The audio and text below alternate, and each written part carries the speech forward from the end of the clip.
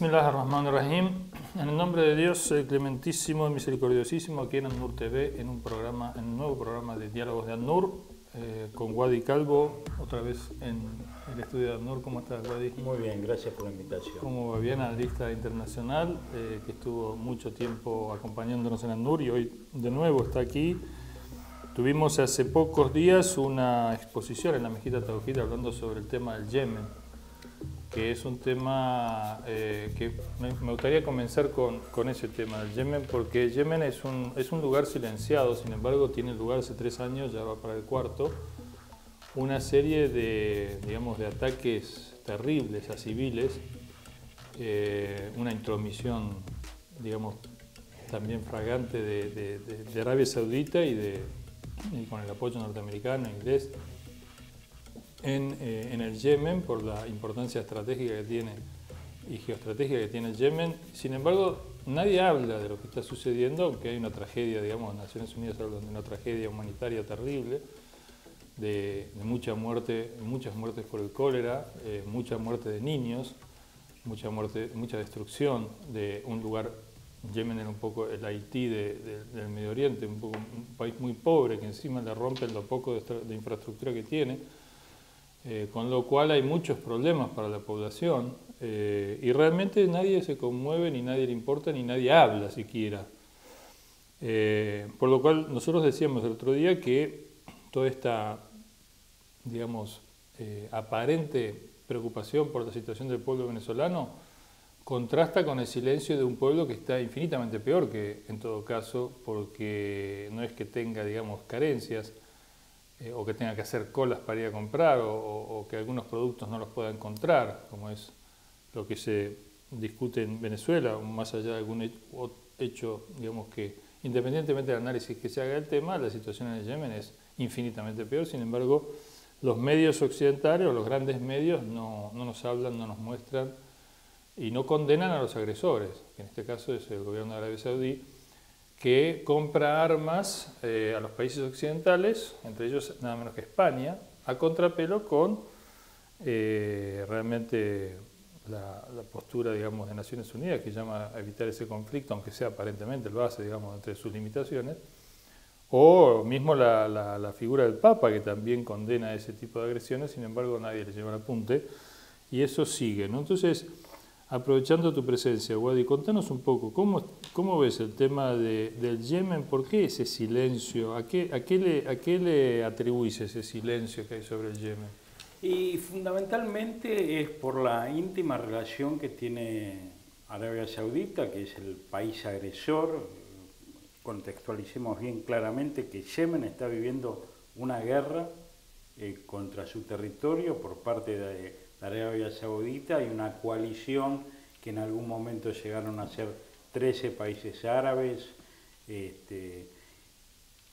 Egipto, Marruecos, todas las petromonarquías del Golfo, Jordania y algún otro por ahí, contra una nación que estaba en un momento de transición política muy interesante de observar, y como esa transición política no iba a ser beneficiosa para los intereses.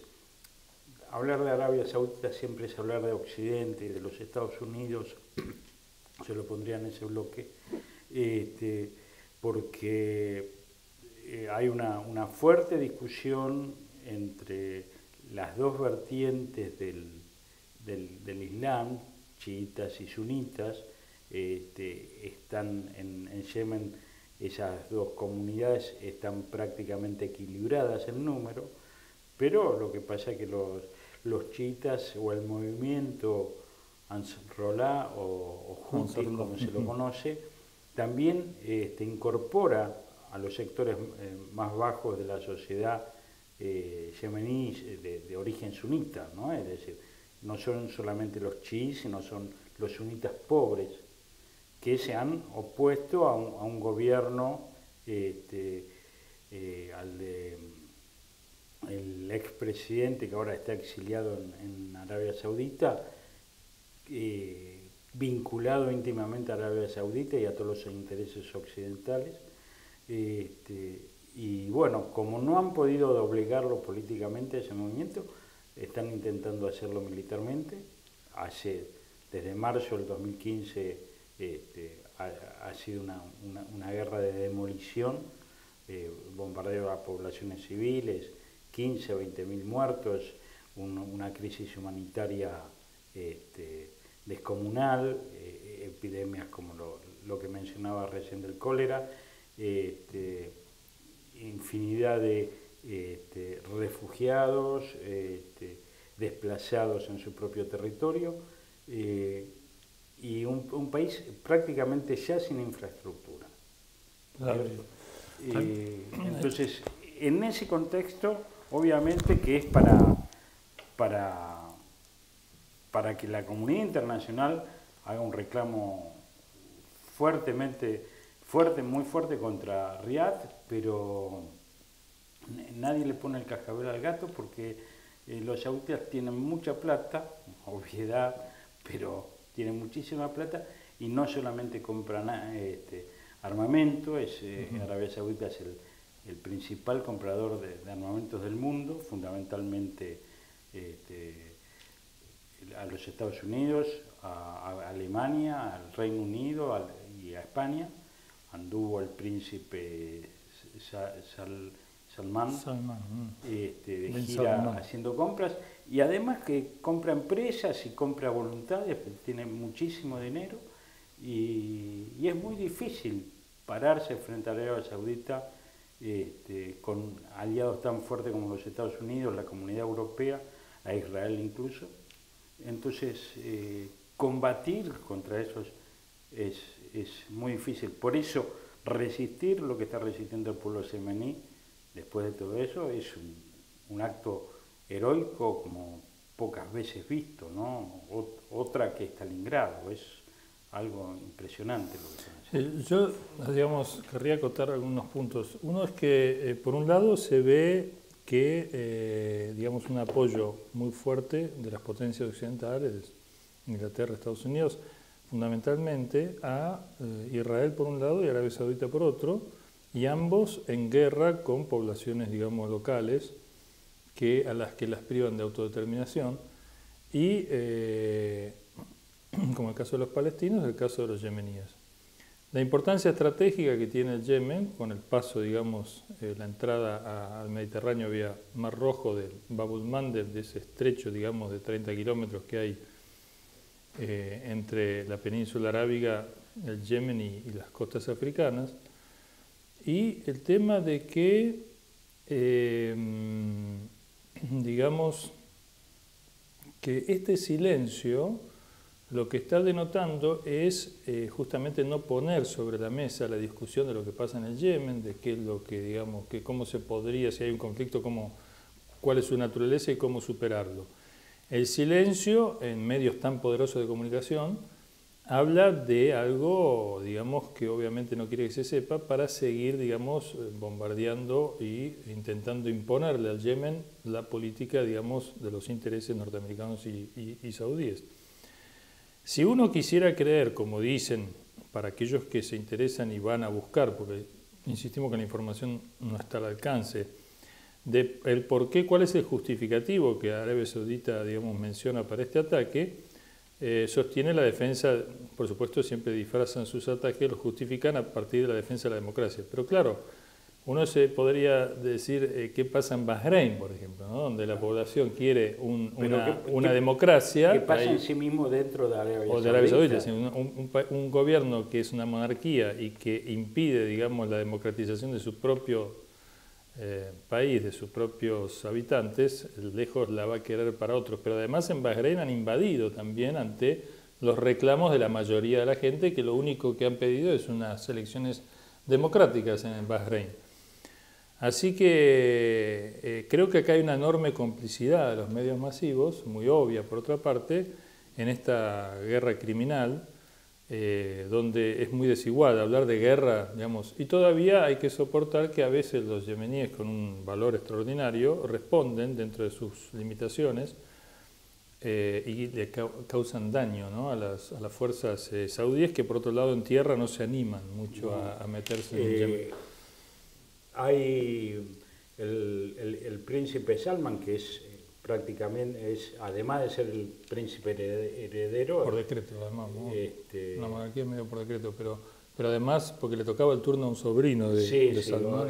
Hubo ahí un enroque medio extraño, por eso mismo el príncipe heredero ha hecho esta limpieza en la cúpula del poder saudita para limpiarse de enemigos antes de asumir como rey.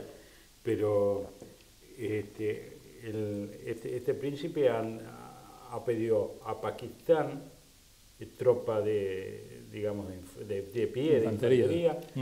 Hay 2.000 es donde se decide una guerra, ¿no?, soldados pakistaníes, diciendo que han ido a entrenar, a asesorar, esas cuestiones que nos hemos cansado de verlas en Vietnam, por ejemplo. Han ido a pedir asistencia militar a Afganistán, como si Afganistán tuviera pocos problemas. Ha ido a pedir militares a Afganistán para ir a combatir a Yemen. Incluso se dice, no podría eso afirmarlo, pero son esos rumores que corren, que incluso hay muchos pilotos israelíes piloteando esos aviones que bombardean Yemen, porque incluso tampoco capacitan a veces para los pilotos saudíes. Es una clase muy poderosa, muy amorfa, muy debilitada por la corrupción y el poder. No están para meterse justamente a ser militares. Se han dedicado a hacer negocios. En ese sentido yo escuché dos cosas. Una es que habría algunos aviones israelíes repintados, digamos así, para camuflarlos, que se están utilizando. El empleo de algunas armas nucleares de baja intensidad en el Yemen, como laboratorio, como experimentación. Y por otro lado, esta incapacidad, digamos, de Arabia Saudita de poder atacar en tierra, porque no tiene, por un lado dicen, el valor suficiente para enfrentarse a la resistencia, digamos, yemení, pero por otro lado también porque, según leí por ahí, un porcentaje importante del ejército saudí está, digamos, hay muchos habitantes yemeníes en el sur de Arabia, con lo cual las fuerzas obviamente no son muy fieles o muy confiables para el régimen saudí de emplear en territorio yemení, ¿no? Y eso es crucial para Arabia Saudita porque justamente en los territorios fronterizos a Yemen es donde están los más importantes yacimientos petroleros y las refinerías y todo eso que le da tanta vida a Arabia Saudita. Entrar en una guerra ya de territorio y perder algunas franjas de territorio en el sur para Arabia Saudita sería un golpe demoledor. Pero aparte, hablábamos de la prensa occidental y qué sé yo. Siempre se está diciendo de manera permanente que Yemen está siendo asistida por Irán, ¿no es cierto?, con armamento, capacitación y demás. Cuestión que, de confirmarse, para mí no sería... No cambiaría nada, porque de hecho lo hace Estados Unidos con Arabia Saudita. Arabia Saudita lo hace y sale fotografiado el príncipe comprando armas en Occidente sin ningún tipo de problema. ¿Por qué? Lo contrario que haga Yemen estaría mal, ¿no? Para discutir. Incluso se ha mostrado... Claro, como invadir una casa, ¿no? y atacarla, digamos, a toda la gente. Y un vecino que le pasa, digamos, por debajo alguna comida o alguna pistola o algo que fuera para defenderse, si fuera el caso, ¿no? Sí. Pero ¿quién lo dice, quién lo denuncia? Que está atacando la casa, digamos, claro, que está destruyendo la casa. ¿Desde qué lugar ético, moral, claro, se puede discutir esto? Ojalá hubiera una policía internacional que lo frene, ¿no?, al agresor y que realmente ponga las cosas en su lugar. Pero al haber ese vacío... La policía internacional que tenemos, que son los cascos blancos, dejémoslos bien lejos de Yemen, que bastante responsabilidad tienen de lo que está pasando en Siria, por ejemplo, ¿no es cierto? porque hay muchas sospechas de que los últimos ataques con armas químicas a la que se culpa el gobierno del presidente Bashar al-Assad, el presidente sirio, hay alguna responsabilidad de los cascos blancos en esos ataques, ¿no es cierto? Entonces, los cascos blancos son Naciones Unidas y sabemos, Naciones Unidas quien financia es una fundamentalmente gran como escribanía del poder de los Estados Unidos. Entonces, sí, a lo sumo lo más que hace, eventualmente, llegado el caso, podría ser denunciar, digamos, verbalmente, pero en el mejor de los casos. Sí, pero ¿cuántas fueron las resoluciones de Naciones Unidas contra la presencia de Israel en Palestina? O sea, Claro. son desde el 47, 48, han sido como 14, 15 o más resoluciones y Israel... Sí, cuando las resoluciones son, digamos, apoyan los intereses norteamericanos, inmediatamente son el justificativo para un ataque, una invasión, un bombardeo, pero al revés Claro, se encuentran con Israel el veto no norteamericano. ha atendido a ninguna de Sí, esas no, resoluciones. y las considera antisemitas. Además, Obviamente, cualquier cuestión que se hable contra Israel, inmediatamente me ha pasado hasta el hartazgo a mí, antisemita, cuando yo lo que soy es antisionista, como cualquier demócrata del mundo. como cualquier judío que realmente sea coherente. Ya, tachar a cualquier judío de sionista es como tachar a cualquier alemán de nazi, ¿no es cierto? Eso es un absurdo absoluto. Hace unos días Escudé promocionó su libro y Delia tenía razón. Como él se convirtió al judaísmo, como me dijo Pedro Brieger, me dijo, viste, se hizo judío y ahora es bueno. Y yo le dije, viste, ahora es bueno y nos da la razón a nosotros. Bueno, La pues, cuestión es que obviamente no se lo puede acusar a los judíos que denuncian el sionismo de antisemitas, a los árabes tampoco porque son semitas, pero bueno, eso es un término muy manipulado sí. y en el cual se esconden, ¿no? para que la gente, digamos, para tratar de conseguir impunidad. Pero la resistencia palestina, al igual que la yemení, realmente echa por tierra todas estas estratagemas y todos estos ardides y realmente va desenmascarando cada vez más a estos poderes tan tiránicos, ¿no? Que tienen el blindaje mediático, pero así toda la resistencia los va poniendo en su lugar lentamente, Pero con mucho sacrificio. Es interesante ver qué pasa ahora en el mundo después de que las aguas aparentemente estarían bajando tanto en Irak como en Siria y con toda esa mano de obra acumulada, financiada por las monarquías del Golfo, a la cabeza Arabia Saudita, armada por Occidente, ¿no es cierto?, que son miles de combatientes que no han sido todos eliminados y que están buscando dónde armar otros frentes de combate. Y uno, si ve el mapa, ¿no es cierto?, ve como no los talibanes, porque son un grupo muy particular y no quieren incorporación de elementos extraños, extranjeros, pero en Afganistán se ha instalado